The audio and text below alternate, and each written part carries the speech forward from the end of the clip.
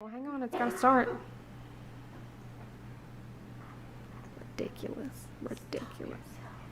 I'm sorry. Okay, so I'm in the picture now. You're on the picture. All right. So my first speech is an informational speech, and I'm giving information about checks and check writing. Because I think that is a lost education that some people don't know, and I know some people think checks are outdated, but they're really not. So this is my little handout. Bless you. Yeah. What? You want to write a check? I do know. Do I need to get a shot of the paper that you're? No, Okay, it's in you the thing. don't. Okay. So, hello, thank you for coming. Today I'd like to speak on check writing. Debit cards are prepaid. Loadable Visa or MasterCards may be the easier, more secure way to pay for things, but paper checks are common. A journal article in the Journal of Education published in 1915 by V.M. Watson titled "The Aim of Arithmetic in Elementary Schools" stated, "The forms and the force of various kinds of commercial paper are things of universal concern, and every boy and girl should be thoroughly informed regarding them. They should know how to write a note and what it means, how to endorse a note, and what is involved in the contract of endorsement, how to write a check or draft, and its importance in the commerce of the world, the nature of paper money, and the causes that have led to its use." With that being said, I'd like to share some information on checks, and then finally provide a demonstration on how to fill out and properly endorse a check. A check or a draft, as they are called, is defined as a written order directing a bank to pay money as instructed according to Merriam-Webster. Checks are generally used to pay for items when cash or debit card is either not on hand or accepted. Checks are generally used, they can also be used when making payments electronically by providing routing and account information shown at the bottom of the check. Checks can be filled out by handwriting the information needed to complete the check, or they can be printed. It is important to know what information should be included and where to put when filling out a check. Information not completed, misspelled, could result in misspelled could result in non-payment of the check or an overdraft of the account. The first blank that should be completed when writing a check or filling out a check should be the date. And I have this diagram here. So the date is at the top right hand when you're looking at the check. So the check should be dated for the same day the check is written, meaning that the person receiving the check will be able to receive the funds that same day.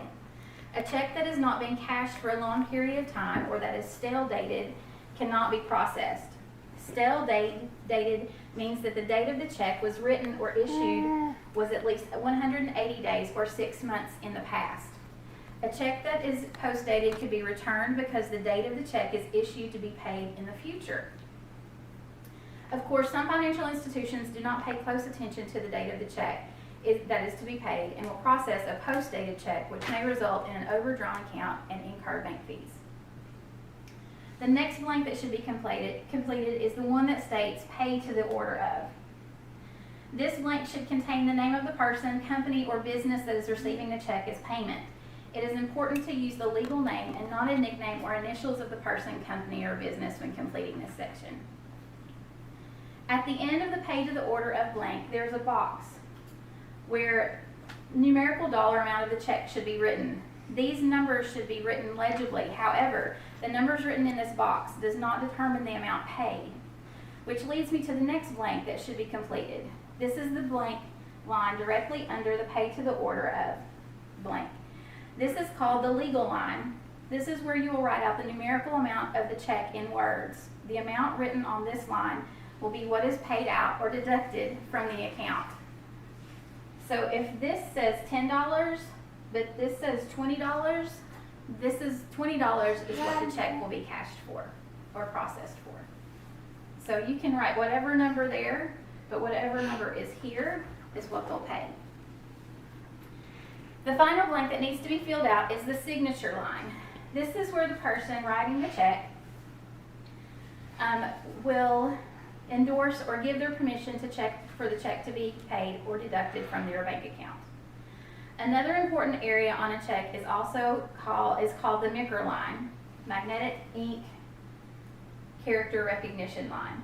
This is the line of numbers that will be given when a company or business asks to process an electronic check for payment.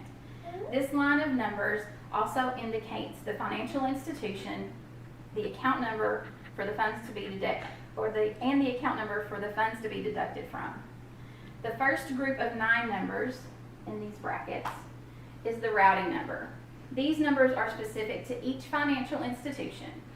The second group of numbers here is the account number, and the group of numbers after the account number is the check number.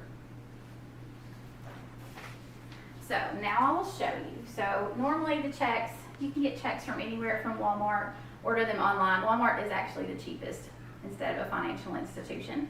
Most people get duplicate checks, which means that there's a carbon underneath this check so that they have a check record so that they can record it on their register.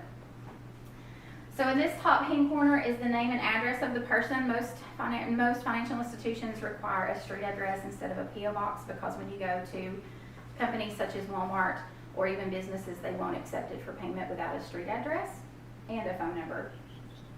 And actually, from working at a financial institution, the name that is here should be the actual name that you sign here. Most places don't enforce that, but that's actually what they teach us when they tell us how to look at checks when to take them. So today's date would be 7/1/19, and I'm going to write a check to my daughter, and it's going to be for $50.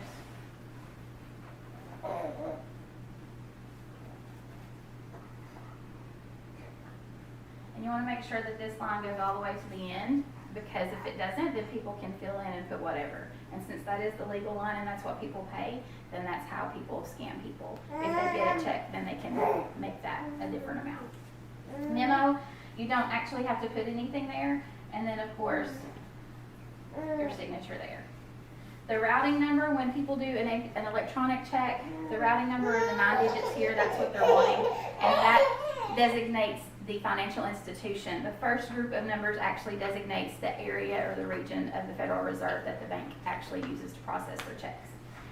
The account number has to be exact. Some financial institutions, I know the one that I use, you have to have a 13-digit account number, and so it's very important when you give the routing number and account number to make sure that it has the number of digits to be able to process properly.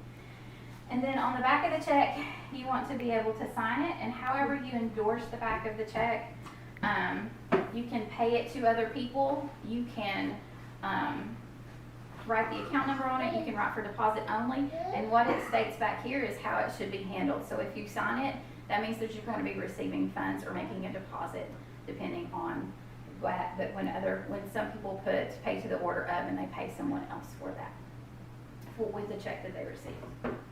So that's my information about check writing. Thank you. Yay.